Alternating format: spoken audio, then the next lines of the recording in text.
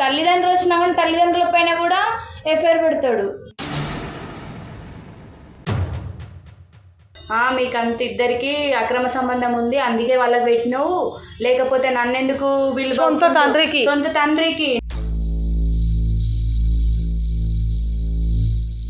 నన్నెందుకు పిలవలేవు ఫస్ట్ అని అందులో మూత్రం కొట్టి బాగా కొట్టి మూత్రం పోసిండు దాన్ని.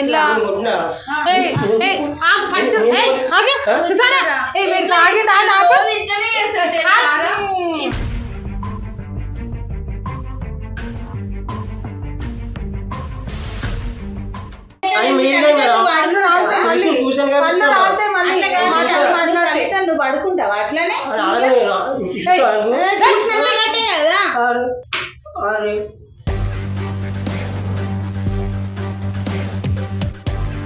ఇట్లా కూడా కెమెరాస్ ఉంటాయి. ఈ పాట అంతా లోపలికి వస్తుంది, జస్ట్ ఇది బటన్ టైప్ వస్తుంది. ఇంకొకటి ఏంటంటే ఇది బ్యాక్ సైడ్ చిన్న స్టిక్కర్ లాగా ఉంటుంది. ఒకవేళ మనం ఇదంతా పెట్టి ఇట్లా పెట్టేసినాం అనుకో రికార్డింగ్ అవుతుంది. సో మేము ప్రతిసారి మా దగ్గర సీసీ కెమెరాలు ఆఫీస్లు ఉంటాయి కానీ అవేం వాడము. ఈ కెమెరా క్లారిటీ వస్తుంది. ఇంకొకటి ఏంటంటే వాళ్ళ కెమెరా అని చెప్పి మనం చెప్పేదాకా వాళ్ళకి తెలియదు. సో మనం చెప్పేదాకా తెలియదు కాబట్టి మేము ఇవి సేఫ్ అండ్ సెక్యూరిటీ ఉంటుంది. ఇంకొకటి ఎవరికన్నా ఏదైనా ప్రాబ్లం ఉండి లేదా ఇంట్లో ఏదో వైఫ్ మీదనన్నా హస్బెండ్ మీదన్నా ఏదైనా డౌట్ ఉండి ఏమైనా ఉంటే ఇలాంటి చిన్న చిన్న సీక్రెట్ కెమెరాస్ ఉంటాయి. మీకు ఒకవేళ మరీ ఇబ్బంది అయ్యి పీకల మీద దాకుండి నేను ఆ డౌట్తో సంసారం ఖరాబ్ చేసుకునేదాకా రాకండి. డౌట్ క్లియర్ కావడానికి కావాలంటే మమ్మల్ని అప్రోచ్ అయితే మేము మీకు పంపిస్తాం. ఏమైతుంది అసలు నువ్వు కెమెరా పెట్టు సతాయిస్తుండు కూర్చో. ఏమైతుందన్నా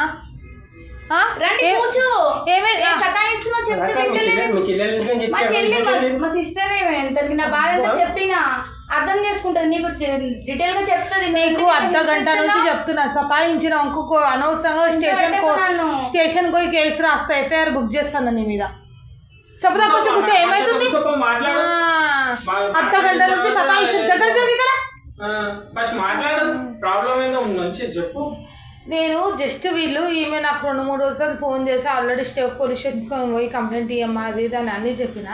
నేను ఆఫీస్కి వస్తారని ఎక్స్పెక్ట్ చేయలేదు. వచ్చిర్రు మాట్లాడదామంటే వాళ్ళ ఆయన అర్ధ గంట నుంచి నా మైండ్ ఎట్లా తింటుందంటే నా హెల్త్ బాగాలేదు, కొంచెం కోల్డ్ ఉంది, కొంచెం ఫీవర్ ఉంది. అర్ధ గంట నుంచి నన్ను సతాయిస్తుండు. అమ్మ ఏదో నన్ను చంపి బొందబెట్టినట్టు చేస్తుండు. ఏం రోగం అవుతుందన్న వచ్చి కూర్చోమంటే? ఇంట్లో మన ఇట్లనే ఉంటాడు, ఇంకా ఎక్కువ సతాయిస్తాడు నన్ను. చెప్తే అసలు వినడు, చెప్పిన మాట వినకుండా రోజు తాగిందమ్మ ఇప్పుడు తాగే వచ్చిండు.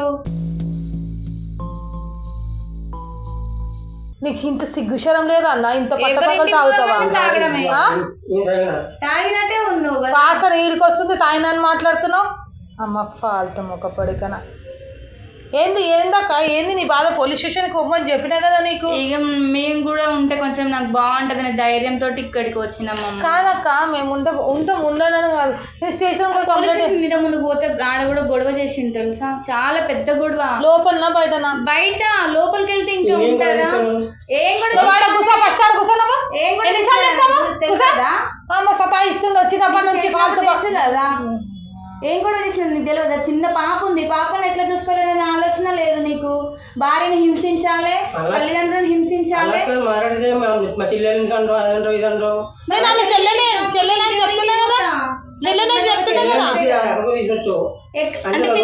సంబంధం నాకు. నీకు ఇప్పుడు ఏం నొప్పి అవుతుంది అన్న? ఏం నొప్పి అవుతుంది? కూర్చొని మాట్లాడితే ఏం నొప్పి అవుతుంది నీకు? ఏం నొప్పి అవుతుంది? ఏమన్నా నేను కొడుతున్నామా తిడుతున్నామా? అల్లరి చేసినందుకే ఇక్కడ దాకా పట్టుకొచ్చిన. నా మాట చెప్తావు ఇంట్లో, వేరే వాళ్ళు చెప్తున్నా నా మాట వింటావు అని. నువ్వు బాధ్యత లేవు కదా, ఎక్కడ నన్ను హింస పెట్టడమే సరిపోతుంది. తల్లిదండ్రుల అనుమానపడడం, అందరినీ అనుమానపడమే.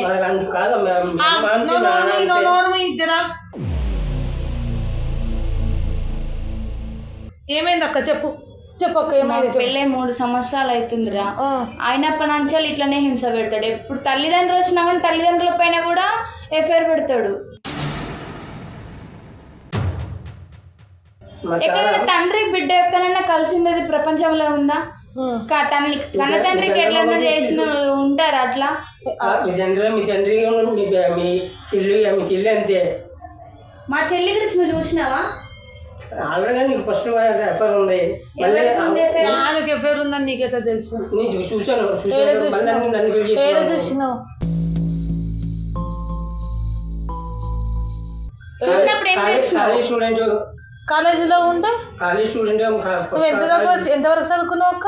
నేను 10 చదువుకున్నాను. 10. ఆమె 10 చదువుకుంది. ఏడ కాలేజీ స్టూడెంట్ అయ్యా? అన్ని తాగుబోతు మాటలు నువ్వు. తెల్లారు లేస్తే వండింది తినడు.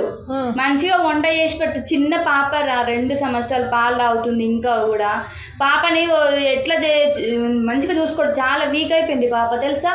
ఈయన బాధ భరించలేక నేను తిండి సరిగా తినక అంత హెల్త్ ఖరాబ్ అయిపోయి అది ఎవరు చూసుకుంటారు చెప్పు? మా బాధ్యత ఎవరిది చెప్పు?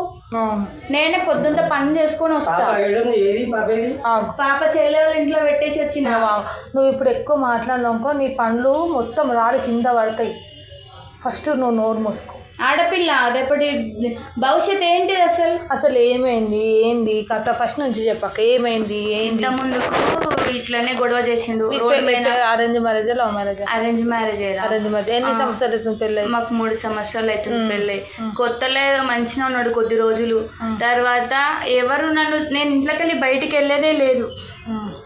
లేకపోయినా ఎవరు నన్ను ఇప్పుడు లోకం అంతా చెడ్డ దృష్టితో ఉంటుంది. నేను వెళ్ళిపోయినట్ట ఎవరు నన్ను చూసినా అదే ఉద్దేశంతో మాట్లాడతాడు. గుడికి వెళ్ళినా కూడా దేవుని పూజ చేసుకోవడానికి వెళ్ళొద్దారా? అక్కడ కూడా అనుమానాస్పదమే. ఈయనకి ఎందుకు ఇంత సిగ్గుందారా ఏదో నీకు? గుడిలో కూడా అంత అనుమానమా? అసలు ఏం చూసి పెళ్లి చేసుకున్నావు కానీ? ఇక తల్లిదండ్రులు పెద్దలు కూర్చున్న సంబంధం కాబట్టి చేసుకున్నారు. మనశ్శాంతి లేకుండా చేస్తాడు. అది తిననియడు, తాగనియడు. అది తినే దాంట్లో మూత్రం పోస్తాడు. చేపలు ఒకరోజు తెచ్చుకున్నాడు. చేపలు తెచ్చుకున్నాడు.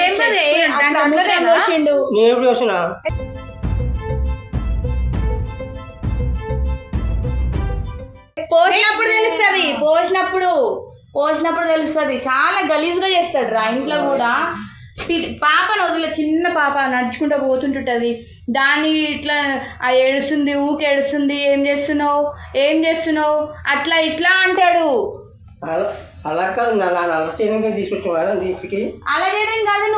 నువ్వు చేసే పద్ధతి నీకు బాగుందా? భార్య తీసుకునే విధానం నీకు తెలుసా? అందుకని తీసుకొచ్చేవాడు. తీసుకొస్తా మాట సప్పదా కూర్చుంటావా? స్టేషన్కి పోదామా? పోలీసులకు ఫోన్ చెయ్యి. పోలీసులకు ఫోన్ చెయ్యి. పోలీసులకు ఫోన్ చేయాలా? ఇంత కూడా చేయాలా? ఒకటే మాట, పోలీసులు ఫోన్ చేయాలా వద్దా? చేయాలా వద్దా? నోరు మూసుకొని కూర్చో. నీ పండ్లు రాలిపోతాయి ఇప్పుడు. అమ్మ కాలుతో పడుకో చేసే లుచ్చా పండ్లు. వీళ్ళు పక్కన వాళ్ళే కలిసి వాళ్ళకి ఇబ్బంది పెడుతూ ఏందిరా నువ్వు? ఆమె చెప్పేదాకా నోరు ఎత్తినావు అనుకో నీ పండ్లు రాలగొడతా.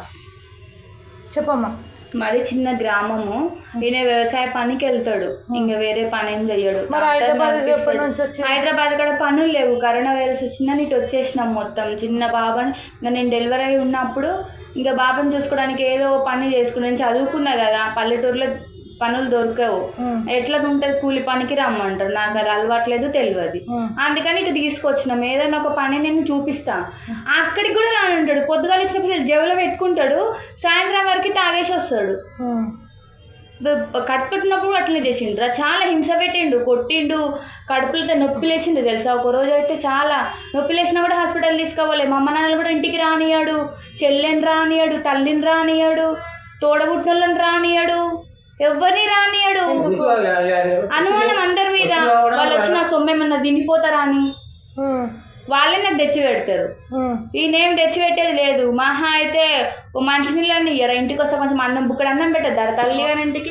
అది కూడా మనిషి ఎట్లా చేస్తారు తెలుసు? తిననియాడు వాళ్ళని. ఈయన తినాడు, వాళ్ళని తినడే, నన్ను తిననియాడు. మనం కష్టం చేసి ఏం లాభం? నిమ్మలంగా మన సంసారం అనేది ఎట్లా ఉండాలి? హాయిగా ఉండాలి. నీకు తెలివి గల భార్య ఉన్నప్పుడు భార్య చెప్పినట్టు వింటే, లోకమంతా భార్య చెప్పినట్టు వింటేనే కదరా బాగుపడుతుంది. చిన్న పాప అని ఇప్పటి నుంచి భవిష్యత్తు గురించి నేను ఆలోచిస్తున్నాను. నాకు తాగుడు ఆలోచన బాగా ఎక్కువైపోయింది. ఏదైనా సెక్యూరిటీ గార్డు పెట్టిద్దామన్నా కూడా ఇదే కథ. మరి ఇట్లా నీకు ఇప్పుడు మీ నాయనతోని మీ బావులతో ఎఫ్ఐఆర్ అంటగడితే మీ అత్తమ్మ ఏమన్నారా? అత్తమ్మ తిడతారు, నాకే చెప్తారు పిల్లని అట్లా ఏం చేయొద్దని. వాళ్ళు సర్ది చెప్తారు కాబట్టి ఇది మాత్రం ఉన్నాడు. మరి ఇక్కడి వరకు ఎందుకు వచ్చినామమ్మా? ఇక్కడి వరకు ఎందుకు వచ్చామంటే ఈ తాగడం అనేది 3 రోజులు 4 రోజుల క్రితం ఎక్కువ తాగడం అలవాటు అయిపోయింది. ఈ తాగి ఒకరోజు మా అమ్మ వాళ్ళు వచ్చినారు. అంతకుముందు రోజే తాగి ఫుల్ డ్రింక్ చేసి పడుకున్నాడు. తాగేసి పడుకున్నాక నేను ఇంకా లేపలేదు. అంతకుముందుకే 2 రోజులు నిద్ర లేదు, అందుకని లేపలేదు. ఇక మనం అందరం తింటున్నాము, ఆయన లేపలేదు. ఇక అందుకని నాన్న తింటున్నప్పుడు మీకు అంత ఇద్దరికి అక్రమ సంబంధం ఉంది, అందుకే వాళ్ళకి పెట్టినావు, లేకపోతే నన్నెందుకు సొంత తండ్రికి నన్నెందుకు పిలవలేవు ఫస్ట్ అని అందులో మూత్రం బాగా కొట్టి మూత్రం పోసిండు. దాని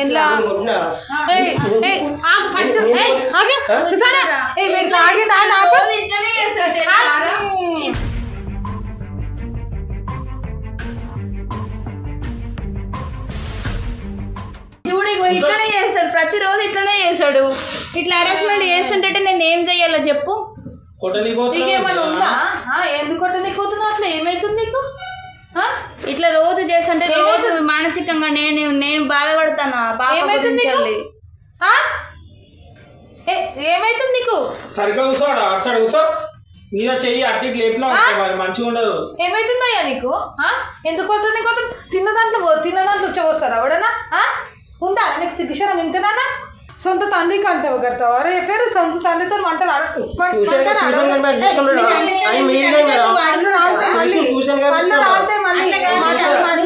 నువ్వు పడుకుంటావు అట్లనే కదా.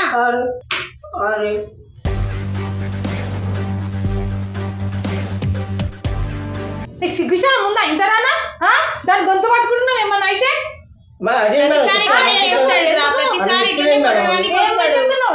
నీకు సిగ్గుశరం ఉందా? మనిషికి అన్నం తింటున్నావా? ఇంకేమైనా తింటున్నావా? ఏం మనిషి నువ్వు కూడా మీ అమ్మతో అట్లనే ఉంటావా?